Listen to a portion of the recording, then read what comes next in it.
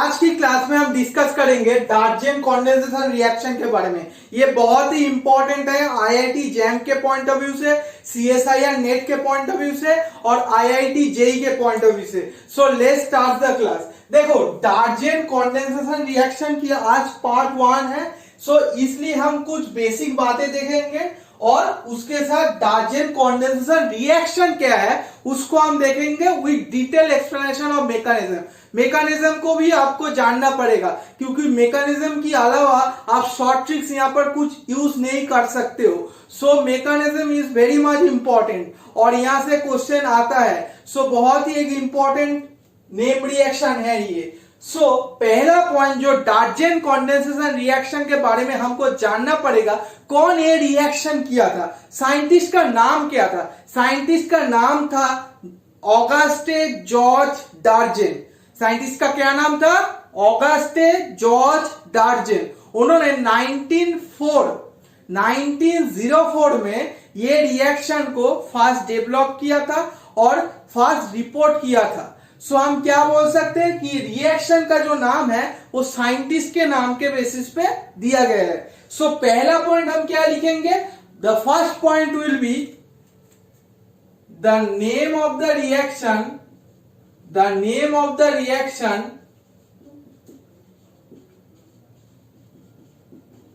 is given as per the name of the scientist. As per the name of the scientist. और scientist का नाम क्या था? मैंने 2 बार बोला, बोलो। Auguste Georges Darzens. ऑगस्टे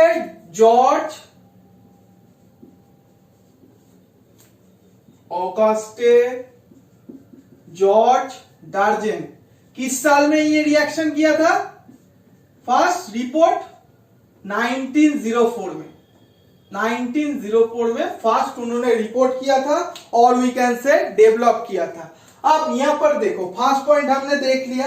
अब यहां पर ये जो डार्जेन कंडेंसेशन रिएक्शन है इसके मदद से हम क्या फॉर्म कर सकते हैं? इस रिएक्शन की मदद से हम इपॉक्साइड रिंग को फॉर्म कर सकते हैं। सो सेकेंड पॉइंट हम यही लिखेंगे, by the help of Darzens reaction, by the help of Darjen reaction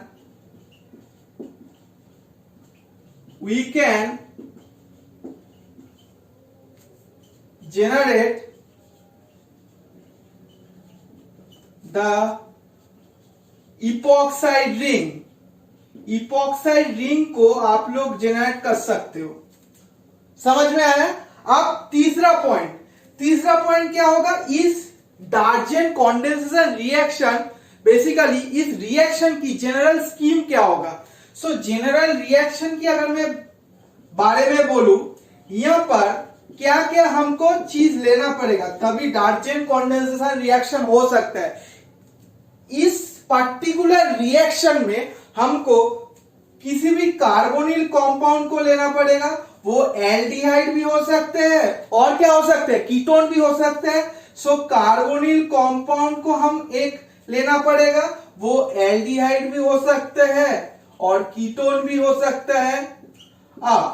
उसके साथ हमको क्या लेना पड़ेगा? उसके साथ हमको एक अल्फा हेलो एस्टर लेना पड़ेगा। अल्फा हेलो एस्टर, इसके बारे में मैं डिटेल्स बताऊंगा। अल्फा हेलो एस्टर क्या है? उसके साथ हमको एक बेस लेना पड़ेगा। अब बेस कौन सा यूज होता है? बेसिकली जो बुक में दिया गया है वो बेस की नाम मैं बता रहा हूं। पहला बेस बेसिकली NaOH आप यूज कर सकते हो, NaOMe यूज कर सकते हो, NaNH2 आप यूज कर सकते हो, टर्शियरी ब्यूटॉक्साइड बेस आप यूज कर सकते हो। आप किसी भी एक बेस को यूज कर सकते हो। ओके, अब बेसिकली ये जो बेस है ये बहुत सारे बुक में दिया गया है, इसलिए मैं इस बेस की नाम ओनली मेंशन किया।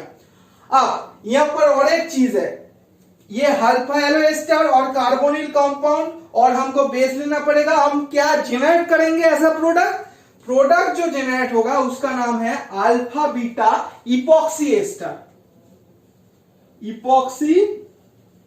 Ester.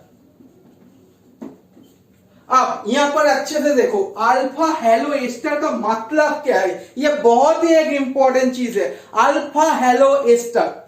So let us take एक एस्टर हमने कंसीडर किया, ये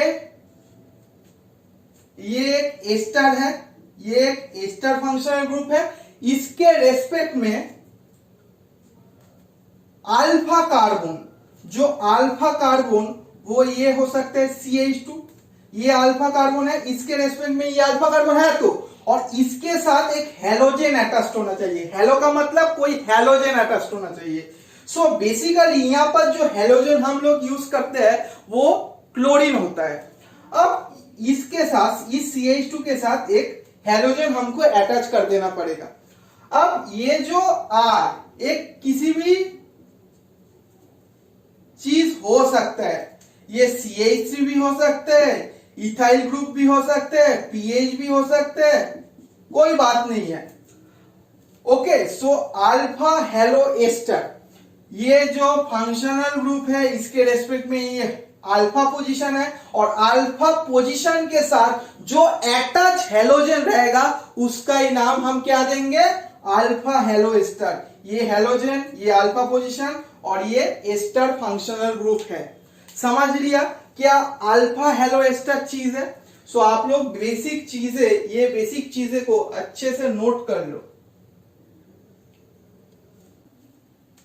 सो अब मैं रब कर रहा हूं, रिएक्शन हमको अब लिखना पड़ेगा, क्या रिएक्शन हम कंसीडर करेंगे, अच्छे से देखना। इस क्लास में ओनली हम रिएक्शन पढ़ेंगे और उसका मैकेनिज्म करेंगे। नेक्स्ट क्लास में हम सारे बुक की सवाल करेंगे। नेक्स्ट क्लास और ज्यादा इंपॉर्टेंट है, बहुत ही इंपॉर्टेंट क्लास बन जाएगा नेक्स्ट क्लास जो होगा।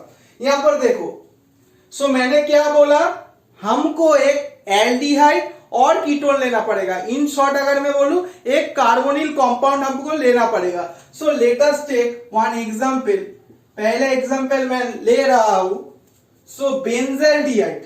बेंजल्डिहाइड ये एक कार्बोनिल कंपाउंड है, ये एक एल्डिहाइड है, तो उसके साथ हमको क्या लेना पड़ेगा, उसके साथ हमको क्या लेना पड़ेगा, बोलो, alpha halo ester. So let us take this molecule, ये एक अल्फा हेलो एस्टर है, क्योंकि ये जो एस्टर फंक्शनल ग्रुप है इसके रेस्पेक्ट में ये अल्फा कार्बन है और अल्फा कार्बन के साथ एक हेलोजन अटैच्ड है। सो हम क्या बोल सकते हैं, ये एक अल्फा हेलो एस्टर है। तो अब इसके साथ हमको क्या लेना पड़ेगा, मैंने बोला एक बेस लेना पड़ेगा। So let us take NaOH। सो हमने एक बेस ले लिया, इसका नाम क्या है, बोलो, सोडियम इथॉक्साइड। और हम क्या बेसिकली जनरेट करेंगे, मैंने पहले ही बोला इसके पहले कि अल्फा बीटा इपॉक्सी एस्टर। सो यहां पर जो प्रोडक्ट जनरेट होगा उसका नाम क्या है, अल्फा बीटा इपॉक्सी एस्टर। कैसे जनरेट होगा वो मैं मैकेनिज्म के थ्रू दिखाऊंगा, आप लोग अच्छे से देखना। सो आप ये प्रोडक्ट जनरेट होगा, यहां पर देखो अच्छे से एक चीज ऑब्जर्व करो, ये एक एस्टर फंक्शनल ग्रुप है, इस पे रेस्पेक्ट में, इस एस्टर फंक्शनल ग्रुप के रेस्पेक्ट में ये अल्फा पोजीशन है, ये बीटा पोजीशन है, और यहां पर एक इपॉक्सी और we can say epoxide ring form हो गया, इसलिए ये जो नाम होता है इसका नाम है अल्फा बीटा, ये इपॉक्सी है। सो इपॉक्सी एस्टर, समझ लिया। यहां पर एक चीज मैंने क्या बोला था कि इस रिएक्शन की मदद से हम क्या जनरेट किया कर सकते हैं, epoxide ring. Is it clear. अब यहां पर मैकेनिज्म देखो, बहुत ही एक इंपॉर्टेंट चीज है मैकेनिज्म।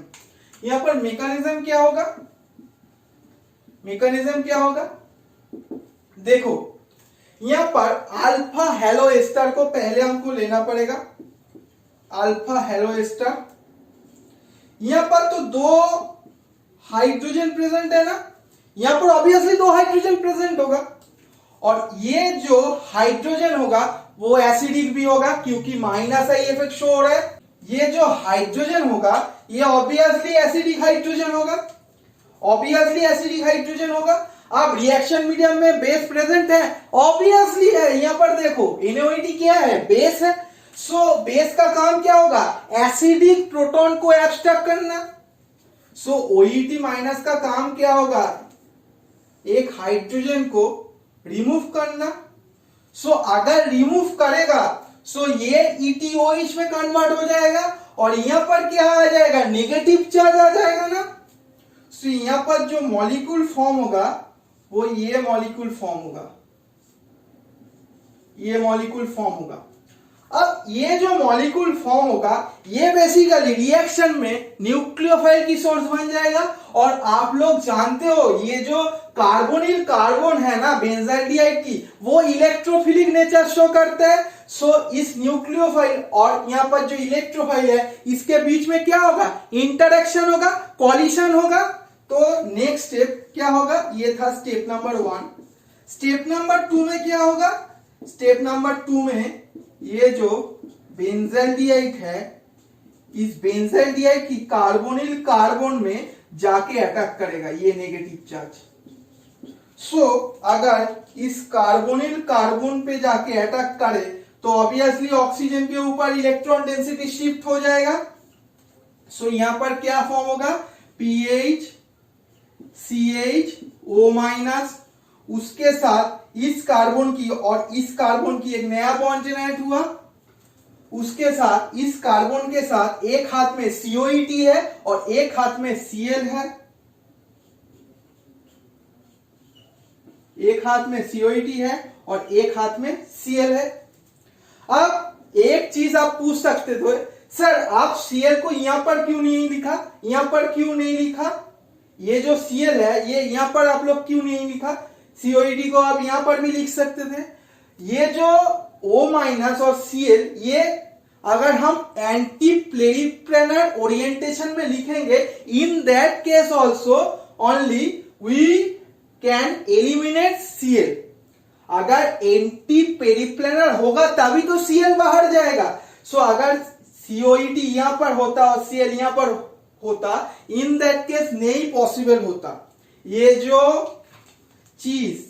ये चीज पॉसिबल नहीं होता क्योंकि O- ये एंटी पेरिप्लेनर होना चाहिए तो तभी तो ये एलिमिनेशन पॉसिबल होगा। ये O- आके इस सिग्मा स्टार में क्या करेगा, इलेक्ट्रॉन डेंसिटी डालेगा तभी तो ये Cl बाहर जाएगा। सो इसलिए हमको ऐसे लिखना पड़ेगा। So ultimately we will generate PH CH CH COET और यहां पर एक इपॉक्साइड रिंग फॉर्म हो जाएगा। इसका नाम क्या है, alpha beta epoxy ester, alpha beta epoxy ester. So आप लोग इसको अच्छे से नोट कर लो। सो नेक्स्ट क्लास में आपके साथ फिर से मुलाकात होगा और नेक्स्ट क्लास बहुत ही एक इंपॉर्टेंट क्लास है क्योंकि बुक की सवाल डिस्कशन होगा। और बुक की सवाल अगर आप देखोगे, बुक की सवाल क्वेश्चन पेपर में कॉपी पेस्ट होता है। सो नेक्स्ट क्लास में आपके साथ फिर से मुलाकात होगा। So thanks for watching this video.